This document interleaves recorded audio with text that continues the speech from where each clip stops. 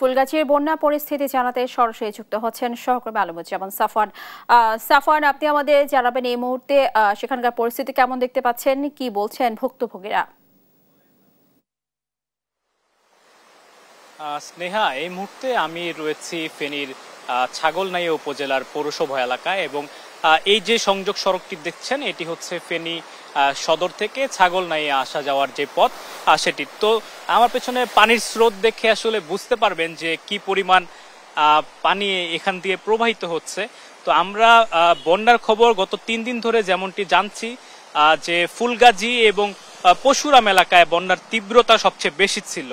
তবে এখন পর্যন্ত যে খবর সেটি হচ্ছে পশুরামের দিকে পানি কিছুটা কমেছে এবং সেই পানি এখন ফুলগাজী এবং ফুলগাজীর পরে ছাগলনাইয়ার দিকে আসলে প্রবাহিত হচ্ছে।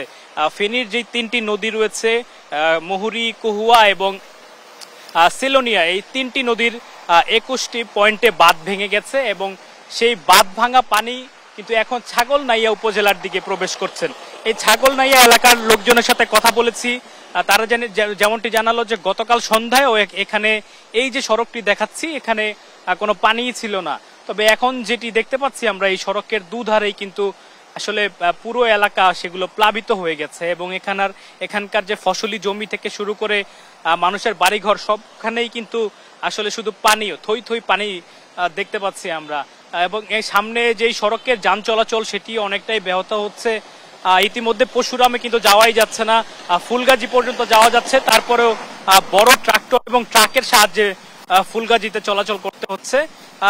এখানে ছাগলনাইয়াতে যে পরিস্থিতি দেখতে পাচ্ছি হয়তো কিছুদিন আগামী কালকের মধ্যে হয়তো এখানেও যোগাযোগ ব্যবস্থা বন্ধ হয়ে যেতে পারে যদি আসলে বৃষ্টিপাতের তীব্রতা সেটি যদি না কমে। তবে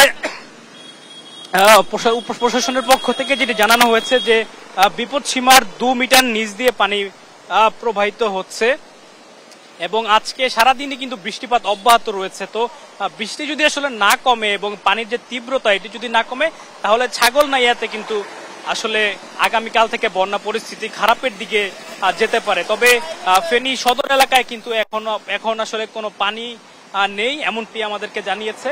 এখন শুধুমাত্র ফুলগাজী এবং ছাগলনাইয়ার দিকে বন্যা পরিস্থিতির অবনতি আমরা দেখতে পাচ্ছি।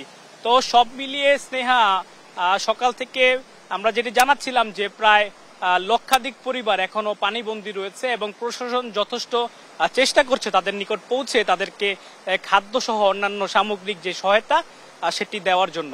তবে এখন পর্যন্ত বলা চলে ফেনীর বন্যা পরিস্থিতির তেমন একটা উন্নতির খবর আমরা দিতে পারছি না। তো আমার কাছে ছাগলনাইয়া উপজেলা থেকে এই ছিল সর্বশেষ খবর। স্নেহা।